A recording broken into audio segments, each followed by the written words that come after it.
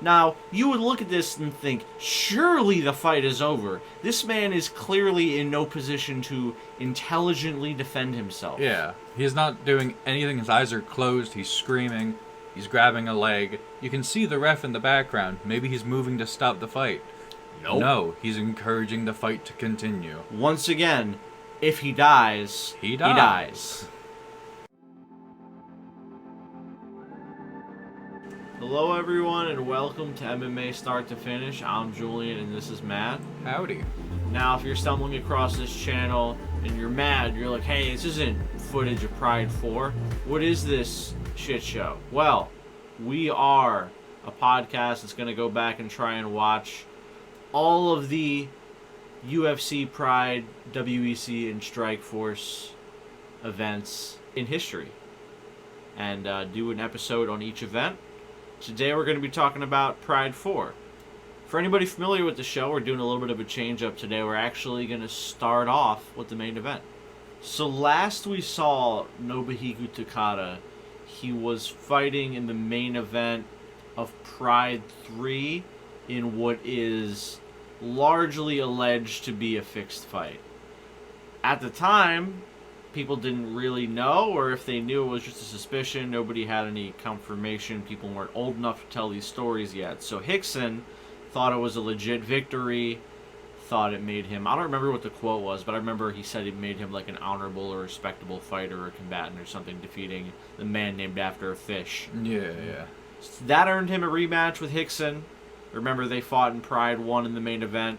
Nobuhiko Takada, big pro wrestler, drawn in the crowd, fighting the most terrifying Gracie of the family, Rickson. The scary one. So I basically expected Rickson to murder Takada again, especially since I knew that Takada's only victory since then was BS. I sort of expected him to get turned into a fine paste. We kind of saw that. We did, but he did a lot better, especially early, He's than learned he did in the first fight. Well, I imagine at this point he's at least had to have seen other fights. So he has to at least understand some very fundamental things about, like, hey, this is a clinch. This is guard. Like, these are strikes. Like, he has to at least understand some basic shit. It kind of showed. He lasted longer than we, I think, expected. Yeah, and he had actually a respectable strategy. They clinched early, which he basically initiated, and he got a couple of strikes off. But whenever Rickson tried to basically pull guard, he sort of backed off until later in the fight. Eventually, he dove into that bear trap. And even in the clinch, when they were striking back and forth, it seemed like Takada would back out quicker of the two. Yeah, he wasn't really trying to get his arm or his neck or his leg caught. He was very aware of how lethal Rickson is. Yeah. I wasn't mad, but I was a little surprised to see Takada actually go willingly into Rickson's guard. You gotta think that he was told by several people that is the dangerous place to be on the ground. That is like, unless Rickson's like on top of you, that is probably the most dangerous place you can be. Yeah, it's like going into a minefield. Yeah, there's so many different options to get fucked up. Yeah. And the most unfortunate thing about the grappling exchange for Takada was that even though he was in Rickson's guard, Rickson eventually just was like, no, you don't. Yeah, he tried that wrestling move. Yeah, that's right. That's how that happened. Takada went for some weird leg lock that didn't look all that efficient as far as his movement went, and then wound up on his butt. Yeah, Rickson reversed it and got in mount. Yeah, mounted him, and from there we basically assumed, like, oh, well, it's done. Yeah. And honestly, even from there, Takada survived a little longer than I expected. He lasted, I think, like 4 minutes? Something like that. What was the runtime of this fight? 4 minutes on, with Rickson on top of him, you're yeah. saying. Yeah, so the fight ended in 9 minutes and 30 seconds. Eventually, Rickson transitioned into side control, actually. He didn't finish from mount. He got into side control, grabbed up an arm, said, give me your fucking arm. And then he yanked on it, and Takada understood what was at stake here and tapped out. Yeah, because he wasn't paying attention a lot of that moment. Yeah, it was interesting. He understood that Mount was a terrible place to be, it seemed like, so he actually pretty intelligently defended himself. But once Rickson was inside control, it seems like he, no pun intended, let his guard down. Rickson and Sakata was the main event. The co-main event was Mark Kerr and Hugo Duarte. So we last saw Mark Kerr at Pride 3 where he won by submission. And Hugo Duarte we last saw losing to Tank Abbott. In UFC 17. Yes, UFC 17. Not exactly, at that stage of his career, a badge of honor. No. And Mark Kerr, his last fight, had some dubious events. Not as dubious as the events of the other fight he was in before that, but yes. Mark Kerr's had a strange fucking time in Pride, to put it lightly. And yeah, we're going to get into it getting stranger today. Yeah. After tonight's events, or I guess events back then. Dude, I'm surprised he keeps coming back. Yeah. Things are just not functional for someone who's very sportsman. It's not like Mark Kerr's some jerk, you know? Yeah. It's not like we have for anybody who watches the NFL, some Antonio Brown character in there. He's a nice dude. He's affable, but he keeps getting his shit stirred. Speaking of which, this fight, where do we begin? Honestly, I don't know about you. Fight, like a lot of the fights on this card, if I'm being honest, kind of boring. Not a ton going on. It went almost the full 45 minutes that it could have. As did most of these fights. So, especially early in the fight, I don't want to say they were feeling each other out because it was super obvious what Mark's strategy was. But he wasn't getting a ton of damage done on the ground until he cut him, right? Yeah, with some ground and pound. There was a bad cut on Hugo's eye, like under his eye. It was kind of weird. I don't know where that came from. Yeah, and it wasn't like there was a big strike. And remember, you can't elbow on the ground in Pride, so it wasn't from an elbow. Also, mind you, I said this happened in round 1. I looked at my notes. I misspoke. It actually took till round 2 for this cut to even happen. Really, the only things that happened in round 1 were that Kerr was just in Hugo's guard and tried to gain the upper hand and didn't really do so. Yeah, and occasionally Kerr would kick Hugo's legs. That was about it. Yeah, he mixed in some very scary leg kicks. Mostly scary because they're coming from a dude who's built like a tree. Yeah. But I digress. Round 2 just had more of that. The weird cut, which they stopped for. And then there was a weird thing where Hugo acted like his eye got gouged. Yeah, and he was like fainting on the ground. Then he pretended like he got shot by a gun, which was a little extreme. But then, all of this, by the way, in like 30 seconds. Yeah. And he gets back up and he's back to fighting like nothing had happened. I think, at first, what I had thought had happened was Mark put his big-ass chin into Hugo's eye, which I've heard of other fighters doing and is legal. Like, you can do that. But it didn't seem like his eye was... No, his eyes were fine. Yeah. They didn't look red or anything, aside from the cut. Well, yeah, aside from the cut, but that was on, like, the side of his, like, brow line. It wasn't really, like, his eye socket, you know what I mean? Yeah. Either way, it was really weird, and then he just stood back up, and we went back to our mediocre fight. Stood back up and went right back down. So the second round ended after that weird debacle, and things would surely become more normal from here, right? We wouldn't have any other weird shit, and this fight would end without much fanfare. Wrong. What about the man? Tell me about the man who couldn't stand in round 3, Matt. So the round started with Kerr doing a front kick, but it didn't really connect, and Hugo just collapsed. It was like a Mortal Kombat style front kick to the chest. It was pretty good. Even if it didn't land all that flush and just caught him off balance, I appreciated it. And so Hugo laid back on the ground. Kerr decided, I'm having enough of this, and went to the other side of the, I guess, arena. The ring, yeah. The ring, yeah. And the crowd was agreeing with Kerr that this is stupid. Get up. Yeah, they're like, get up, dude. You're just laying there like you're taking a nap. At first, the ref was like motioning for Kerr to get at Hugo. And then he backed up. Yeah. And then he was like, Hugo, get up. The ref struggled to like make him get up, and then he eventually forced him to stand up. And then as soon as he let him go and walked away, he just collapsed again. Yeah. Like a rag doll. Like he got up, squatted, and fell back down. And then once he, like, I think the ref made him get up again, and then as soon as Mark Kerr, like, got within poking range of him, he just fell back down again. Yep. And at this point, we're just... A reminder, Pride rounds are 10 minutes. We'd been watching this fight for 22 minutes by this point, when Hugo lost his ability to use his legs. So we're getting kind of tired of his shenanigans. Yeah. So, you want to walk us through how this mercifully ended?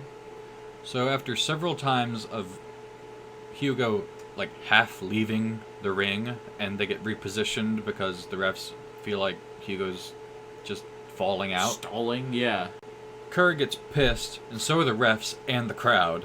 And All parties involved, sans Hugo, including commentary, who's also in the corner, which is complicated. Yeah. Angry. Everyone angry. The last time that Hugo tries to leave, the ref decides, you know what, fuck it. You lose. We're pretty sure Hugo is just trying to get a draw. Yeah, at this point, he's clear. The first round and a half or so, I don't want to say they were competitive, but it wasn't like Hugo was just stalling. Yeah. At this point, Hugo's just stalling. And we haven't really explained it. If you're unaware, in Pride at this point, there's no judges. So if you go the full 30 minutes, it's just a draw. So Hugo's just fighting for that draw, baby, even though he's getting pounded into ground beef for the better part of 20 minutes or so.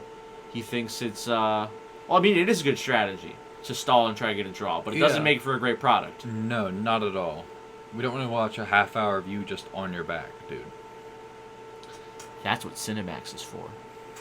I would like to next talk about the Marco Ruas fight, which I know both of us are very excited for. Matt and I both love ourselves some leg kicks. I think I can speak for both of us. Yeah. Big fans of Marco, the king of the streets. So when we saw his name pop up here, very excited. Fighting this dude who, if I just looked at his name, I'd kind of assume was Russian, but apparently is Japanese and also a pro wrestler. Yes. We'll get more into him in a minute. On Marco, last time we saw him was in Pride 2. In Pride 2, he defeated Big Daddy by heel hook. Gary Goodrich, for those of you unaware of who Big Daddy is. He also fought tonight, but we'll talk more about him later. He's bisexual. What? He's bisexual. Where does it say this? Scroll up a little bit. A bisexual sex addict. Wait, what the where are you seeing this? Under the gimmick of Otoko he played Sakari, a fucking... a bisexual sex... You- okay. I didn't read the first part. You didn't read the Michinoku pro wrestling shit? You were just like, he like fuck. Well, hey. I mean, who doesn't? Am I right? Who wore a Gentleman? fundoshi. I don't know what that is. I'm afraid to click on this. Well, just I really hover won't. over it. And I don't you'll want see. to. I don't want to get demonetized on our non-monetized podcast. I'm afraid. Oh, Jesus! Against his opponents. Okay. He often lost matches by nudity. That his is... opponents damaged his attire. You know, for a long period of my life, I was an avid pro wrestling fan. So I'm not gonna say this is insane. This is pretty par for the course of pro wrestling. Now, I can't fully exactly see this. So, which Sakari lost by 3-4, being forced to shave his pubic hair. You know, I think we're gonna... Is there a period or another comma after hair? I can't read it from this bar. After hair? Yes. There's a period. Oh, okay. I was hoping that would transition into the next sentence. Dude, pro wrestling's fucking nuts. It is. MMA's nuts, but holy shit. Before we get into the fight, breaking news as far as this show is concerned. We're learning here on Alexander's Wikipedia page. Apparently, after the fight, Marco, it was revealed that Ruas fought under medication for hepatitis and a knee injury. That's not good. So that perhaps explains... Also, I like that if I scroll over hepatitis, I get like a... hepatitis itself. Like a screen or a slide of hepatitis. Maybe perhaps explains the sluggish Marco. Mm-hmm. So now that we've met our fighters, let's talk about the fight. I had expected Marco to take this pro wrestler to the streets and teach him some manners. turn his legs into lumber, and win pretty quickly by TKO or something like that. That's not what happened. No.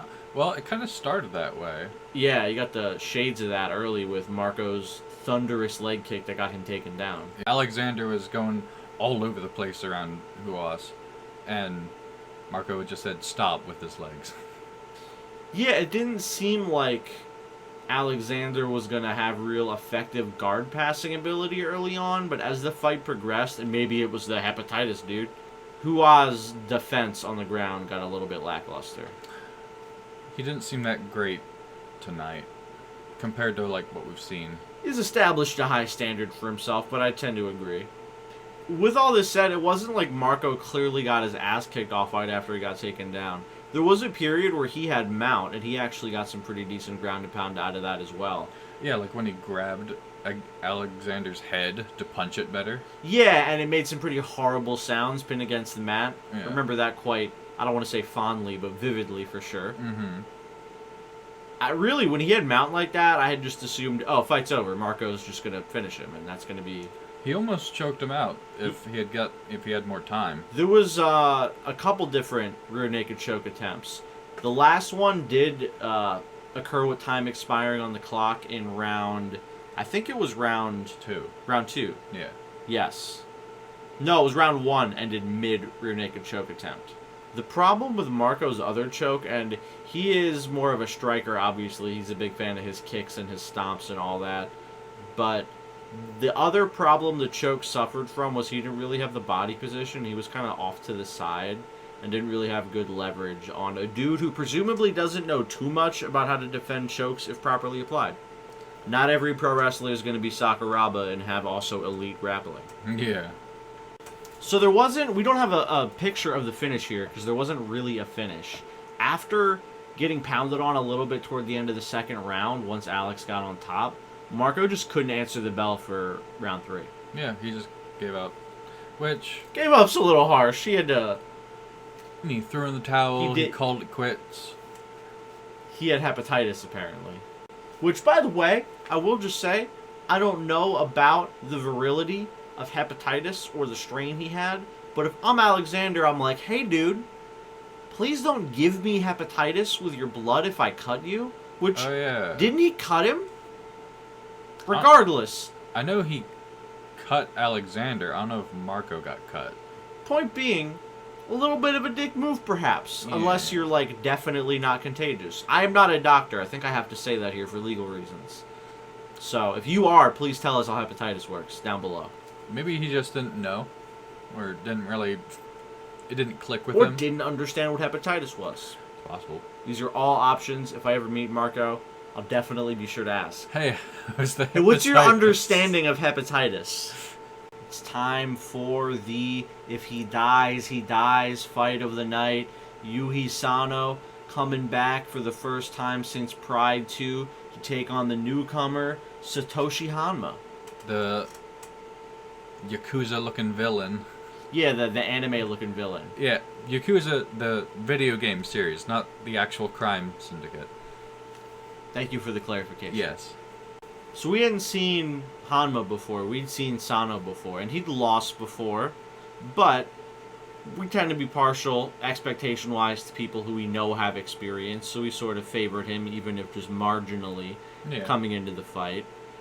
Even if I did say at one point he reminded me of a kid who wanted a cookie. Yeah, he looks like a small child who wishes he had a chocolate chip treat.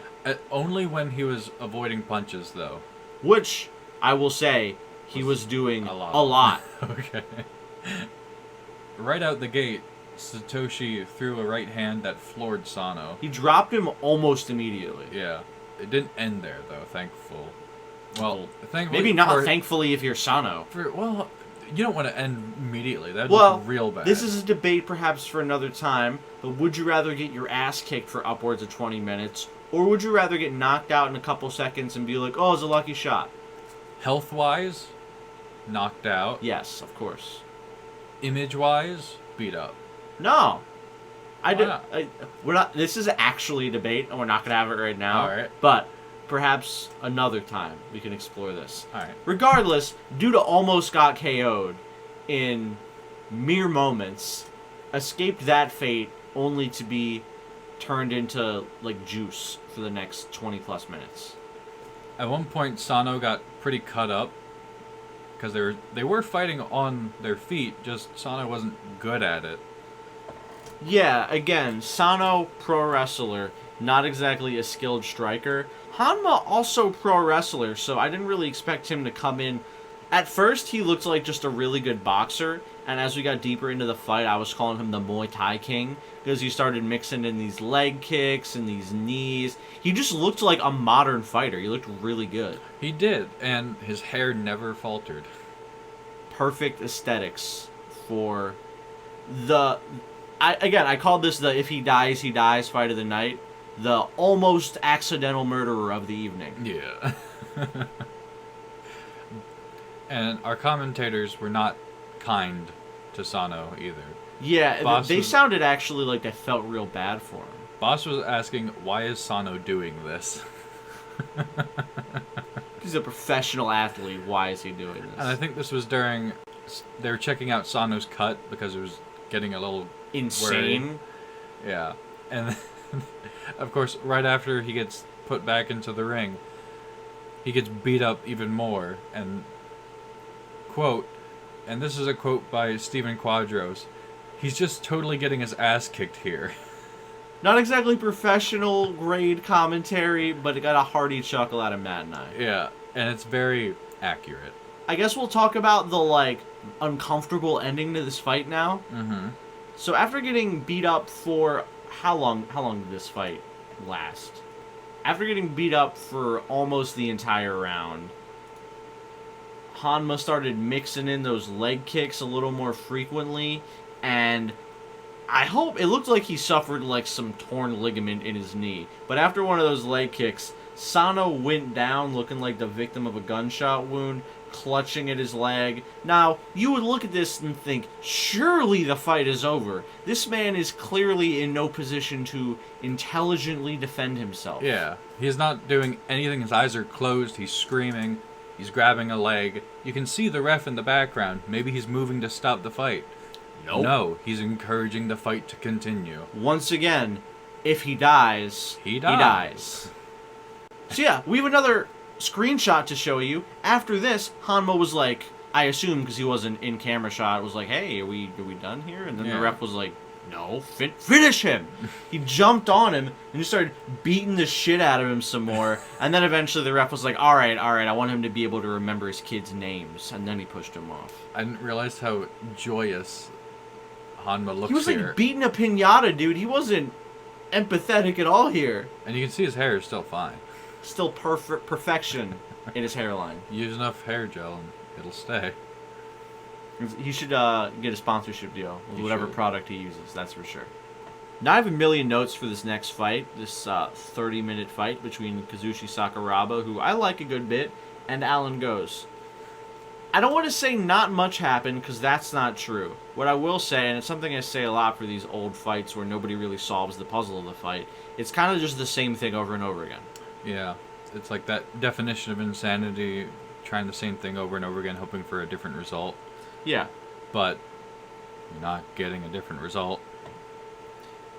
And this fight also did a good job, along with some other fights on this card, in revealing a flaw with the way the rules work in Pride. Now, I'm a little young to have watched Pride when it occurred, so I don't really know if they wind up changing things so there are stand-ups, or if those Vanderlei Silva axe stomps are the way people solve no stand-ups. I don't know. But the point is, right now, it just makes for kind of a shitty product because Alan can just sit on his ass, and the up kicks he threw were good, but once Sakuraba decided to be careful enough to not eat like a million of those, it kind of just stalled out. And I've said this before, Sakuraba is too focused on arm and leg bars. Bars of all the varieties. Yeah. He's not a drunkard, but he goes to bars a lot. It's hard, back then you could get away with winning fights with a narrow focus, but not against this dude. Like, this is another jiu-jitsu practitioner. Alan Goes kind of knows what he's doing. That's why he was comfortable just sitting on his back. So even when Sakuraba threatened with an armbar and like more than once, didn't really ever quite get there. There was one really funny moment in the fight, which you might have even seen. I might include it in the video. Is Boss Rutan saying, "Are we going to see some boxing once they're back up to their feet?" And was it Sakuraba or Goes immediately shoots for a takedown? Sakuraba shot for the takedown, and Goes just went with it, I think. Nobody resisted the grappling. Yeah. That's for sure. And Sakuraba seemed very angry after his ear seemed to get cut from... That happened pretty early, yeah. Yeah. My theory is that while he wasn't getting choked, but his head was locked in. No, it was a choke attempt. It wasn't a very good choke attempt, but he was kind of... And there is a meaningful difference because he wasn't trying to position him. He was like squeezing, but he didn't have it on the neck. So he had it across his face and ears. So maybe your theory. My theory is that there was just enough friction and tension this early in the fight that... No sweat. Yeah, so it started tearing his earlobe. And I don't know how cauliflowered Sakuraba's ear is or was in 1998, but I'm sure there was some miles on that ear, so it had to blow a tire at some point. Yeah. But yeah, he seemed pissed about it. I will say the fight early on when Sakuraba's ear was getting torn, not because of it, but like that part of the fight, pretty entertaining. You saw some stuff develop. But the note I have at the end is this fight's getting stale. And that was kind of how I felt about a lot of the fights tonight. Just wound up getting stale. I don't know if I said it already, but we have advanced, we're going in reverse chronological order through the best part of the card. Everything from here on is either kind of dubious or just not that great. Sakuraba wanted bars, Allen wanted chokes. And up kicks. Yeah, and neither was totally successful. And we have a draw. So, no winner, but no loser? Except the audience. Except the fans. Last we saw Sanai Kikuta, he was losing to Henzo Gracie at Pride 2. Last time we saw Daijiro Matsui, he fought to a draw with Akira Shoji. Perhaps that was foreshadowing for what would come tonight. This kind of summarizes the entire fight. My very first note is a quote by Boss Rutan. Please do something. This unfortunately falls into the category of the kind of fights that now when a fight's a little slow and fans start to boo, make me want to just strap them the fuck down in a chair and make them watch this shit. There's some fight, there's a lot of cool and fun and weird stuff in these early Pride cards, but there's also some fights that are torture to watch. This is not the worst one, especially now that they have 30-minute time limits, as opposed to sit here forever until somebody wants to cry. Yeah. That was much worse. But even this is still kind of just like a slow stalemate, where nobody really does anything, except some guard play. That was pretty much it. Guard play and some taps on each other's heads. If I had to give anybody the striking edge, it'd be Matsui. He had some decent, licks in on the feet, but it wasn't a striking contest. It was largely a slow-paced grappling affair with not a lot going on. And I don't like to be this guy. My last note on this fight is, it's a draw. Fuck this fight. Yeah. I said Kikuta gets an 8 for effort, so I don't really have much notes on this fight. Yeah. Not much happened. It's not again, I might be being a little dramatic. It's not the worst fight I've ever seen. We've talked about much worse fights very recently. But it was bad. It was still bad. Yeah. And we were robbed of a winner. It's not even like we had a bad fight and somebody got a W and we can move on. It was shitty and nobody won. Mm-hmm. I don't remember all the details of this fight, but I do remember that people were hitting the mat a lot. And I actually put down a note of saying, I like it when stuff hits the mat. It's just, the sound effect of it pleases me. That is a fun fact. It's like an ASMR thing. Well, in pro wrestling, that's actually... When you're throwing a punch at somebody, you stomp down on the floor at the same time so you get that sound effect while you're punching people. But that's fake. Yeah, it's an aesthetic choice. I want people to hit the mat. But sometimes the reason you're hearing that is because people are stepping forward. Yeah. Anyway, this is not the pro wrestling start to finish podcast. No. If it was, we'd have a finish. So we already mentioned the last time we saw Soji. He was taking on Matsui, fought to a draw. We've seen Waleed Ismail before, although given how long it's been, you could be forgiven if you didn't remember that.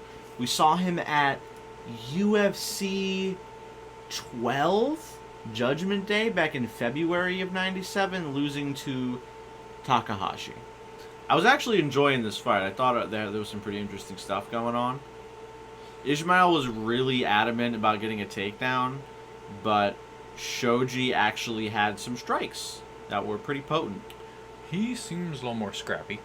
Yeah, I think he's, outside of Sakuraba, who has his own unique dynamic going on, the Japanese fighters that we've been exposed to through Pride, he's probably one of my favorites at this point. Just because he seems well-rounded and he doesn't seem like he stalls. Which, no, he's active. I don't think the stalling is limited to the Japanese fighters. I think Pride's rules facilitate stalling. But, with that said, he certainly doesn't abuse that obvious loophole, which I appreciate as a consumer. Yeah. The one thing I will say about Shoji strikes is that I don't want to call him sloppy because that's going too far, but since Ismail did want to grapple, he probably wanted to manage distance better because he did wind up getting taken down because he got in a little closer than he really needed to, and when he missed some of those strikes, it sort of ended with him being taken down. So technically this is the second fight, so I don't know if it quite sets the trend, but it solidifies the concept that turning your back to your fighter or your opponent means you're giving up. Sort of. Apparently, clutching down at your potentially torn ACL and screaming doesn't constitute giving up. But if you get rocked and then turn around, no mas. Yeah, that's it.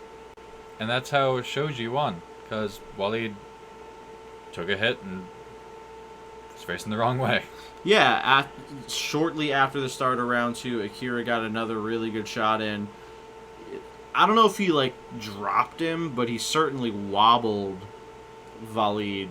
And then, I think he was just trying to, corner off the ring. He was being pursued by Akira, but the ref stepped in and was like, no, you turned your back. He didn't explicitly say that was why, but that is what happened, and then the ref stepped in, and then the fight was over. A standing TKO.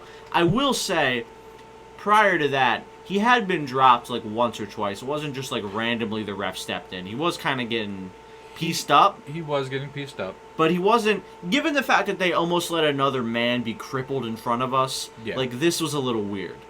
It's a weird thing they've got going where they want you to beat up someone as much as you can, but if it looks like they're running away, but only in one scenario, that's the end of the fight. Also, no elbows, but you can go full American History X. Because, Pride's weird. Yeah, because, Hugo was very much trying to leave the ring to get repositioned. Multiple times. Which has his back totally facing Kerr. Although I guess they operate under different parameters when they're on the ground, because it's not quite the same thing. But they did eventually be like, hey, dude, you're retreating, you lose. Yeah, but that was several times. This is just, he's facing the wrong way for, a few seconds. I don't think it was a good stoppage. Yeah. But unfortunately, not to spoil the next and last fight we're about to talk about, I don't think it was the worst stoppage on the card even. Yeah. In what was the first fight of the night and the last fight we're going to be talking about tonight, Gary Goodrich, a favorite of the show, would step in to take on Igor Volchanchin to me, what I thought would be an exciting fight. Yeah, they seem to be big guys. That usually means that we get a good rock'em sock'em type situation. And we know Gary's good for that. And he's even decent on the ground. We don't know much about Igor, do we? It's weird about Gary on the ground, right? Because he's certainly not the worst person we've seen on the ground. But also, his most success he had on the ground wasn't really grappling so much as it was just trying to be a destroying nutcracker on a man's skull for 45 seconds. Or the one time he was a nutcracker. That's a different story that we've already covered on this show. Yes. But we just saw footage of that today, if you know what we're talking about. Just look up Gary Goodrich, like Vale Tudo, Brazil or something like that. Yeah. Look up the thing where Gary tried to destroy a man's balls, and you'll find the footage. Ending a family line. We last saw Gary defeating Amir, Rivardi, and Pride 3, and I do not believe we have seen Igor to this point on our show. This story cannot be sourced. I do the quest to follow the Wikipedia hyperlink. I'm going to just read this, and you can do with the information what you want. You can see it too. Due to his antics, there was a popular story, this is during his childhood, in circulation, that whenever Igor became upset, the villagers would ring a bell in the center of town, which would alarm everyone to stay in their houses until Igor calmed down. Igor later stated that story was just a joke, although there was a bell in the center of the town. I like to think that they rang it one time and then that just became like his story. Like a running joke. Yeah. So as you can see here, a lot of pre-Pride experience. I'm looking at this thing, UFC invitation. Apparently he was invited to UFC 11, but couldn't participate due to visa issues, as well as a dissatisfaction with the offer. Wouldn't you know it? Yeah. UFC not paying their fighters since 1996.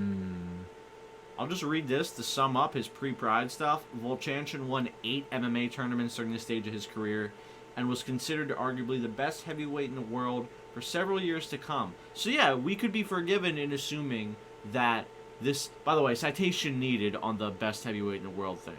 Show some respect to Mark Kerr. Not to Mark Kerr. To Mark Coleman. And Randy Couture. Anyway. We could be forgiven in assuming this fight was going to be very good. So I was surprised to see Gary shoot for a takedown so early in the fight. It's not really a strong suit. Yeah, outside of that one instance we talked about, he doesn't really have his best success on the ground. Yeah. He has success once he gets you there with his, like, meat tenderizing, but double legs are not really, you know, the way he goes about things. He's, like, his weight class is standing up, to be honest. What do you mean? Like, not a ton of going on the ground and with that kind of weight. I see what you're saying. He doesn't really have the stamina required to do high-level grapplings. It burns a lot of energy. Also, Igor got cut once Gary took him down. And we didn't really see like a big hammer fist or something from Gary that busted him open. It was another kind of just like weird phantom cut. Where was the cut? It was by his eye. I just accidentally headbutted him or something. Maybe he cuts easy. Having won 8 MMA tournaments to that point, dude for sure probably has scar tissue. Oh, yeah. Also, real committed on that statement saying for sure probably. Also, not sure because Pride doesn't give us a clock for me to timestamp my notes with, but at one point in the fight, Gary turns to the ref and goes, "Can I kick face?" Which is just great. I mean... At that point, I don't think you could do soccer kicks. It seems like they're pretty cool with the stomps, but I don't think they were permitting soccer kicks at that point in time. In a way, it's a kick. Stomping? It is. But, you know, I don't want to spend a ton of time pearl clutching about how strict Pride's rules were, considering they don't really even seem to care that much about their own rules most of the time, and considering the end of this fight was a little dubious, and Gary is on record as saying that, like, a lot of the early Pride fights were fixed. I'm not really worried about the sanctity of the sport right now. The ref also probably just said no because I don't think he's going to be fluent enough in translating over. To fully understand what he meant. Yeah, like, you can kick down. You can't kick up, you know? Yeah. Let's talk about the finish. This was weird. It was worse than what we just saw. The worst finish of the night in the first fight of the night. It's bad. It's bad. It's not as bad as the worst finish being in the main event, but, you know, it leaves a bad first impression of the evening. Mm-hmm. So Igor got a good hit on Gary. Gary was kind of falling... Well, he was falling back. He fell into the ropes. Yeah. But he was immediately... Pinballed off. Yeah. He bounced / got back up, but was facing towards the other one side of the ropes. You can see the ref running in right here. They're not really facing away from each other. No, he's turned horizontally, not back to him. Gary does face more towards the ropes that he is right now, but The ref is already trying to stop the fight. We haven't had any precedent for refs stopping the fight when someone gets rocked before. Not like this. Yeah. This just looks real suspicious, is what I'm trying to say. Yeah. Which might fall in line with what he was saying, or that might just be him saving face. It could be hard sour to tell. grapes. Yeah, he could feel a little bit bitter about the early stoppage, and then also he's like, well, I know the Yakuza ran this shit, so I'm sure there was some shenanigans. Maybe I was subject to those shenanigans. Yeah.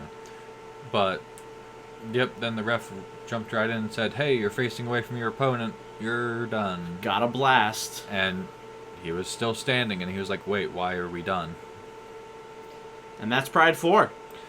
In all of its weirdness and glory and not so glorious things. Ended strong.